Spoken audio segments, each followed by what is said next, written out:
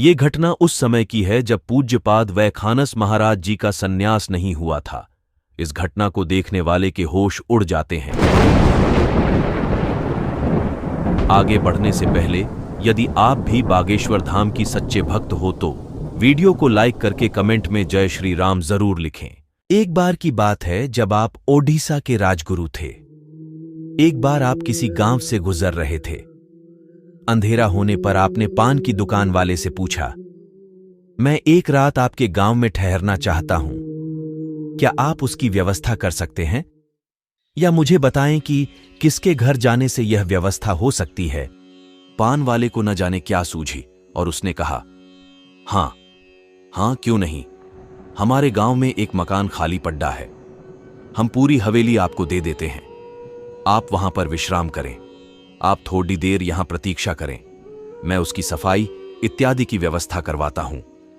कुछ समय प्रतीक्षा के बाद पूज्यपाद वैखानस महाराज जी को वहां ले जाया गया और एक कमरे में उनके रहने की व्यवस्था की गई। एकादशी का दिन था और महाराज जी का नियम था कि आप एकादशी को सारी रात माला किया करते थे।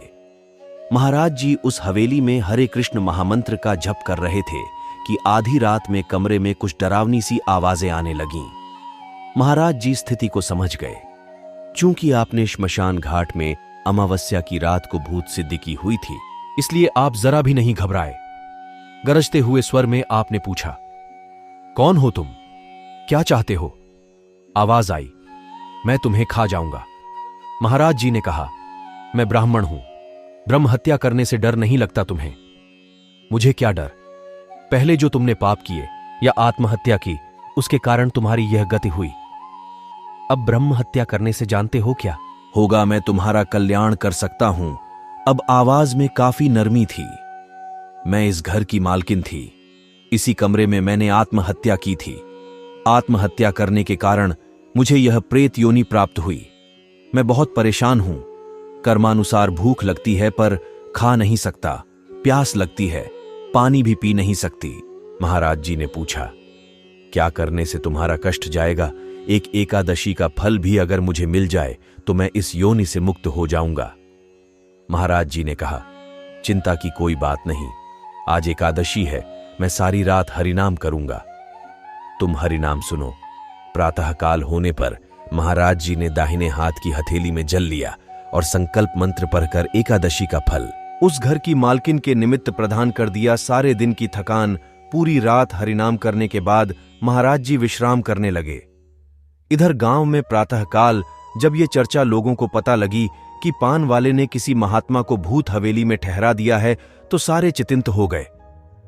सभी को यह विश्वास था कि पहले की तरह भूत ने इस महात्मा को भी मार दिया होगा और पान वाले को भला बुरा कहने लगे। साथ ही लोगों को यह भी डर था कि वे राजगुरु हैं, उन्हें कुछ होने से राजा हमें दंड देंगे। बहुत सी बातचीत के बाद यह निर्णय लिया गया कि पहले हवेली में जाया जाए और देखा जाए। यदि कोई अशुभ घटना घटी है तो हम पान वाले को आगे करके क्षमा मांगते हुए राजा को सारी बात बता देंगे। दरवाजा खटखटाया गया।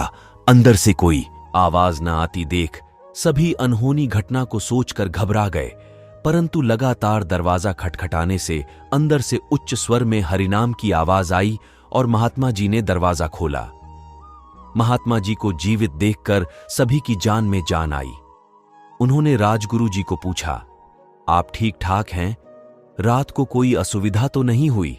राजगुरु ने कहा, नहीं, कोई असुविधा नहीं। इस घर की मालकिन बहुत परेशान थी। मैंने एकादशी का संकल्प करके उसे पिशाच जन्म से मुक्ति दिला दी है। सभी राजगुरु से पिशाच के उद्धार की बात सुनकर हैरान हो गए और श्रद्धा से उन्हें प्रणाम करने लगे।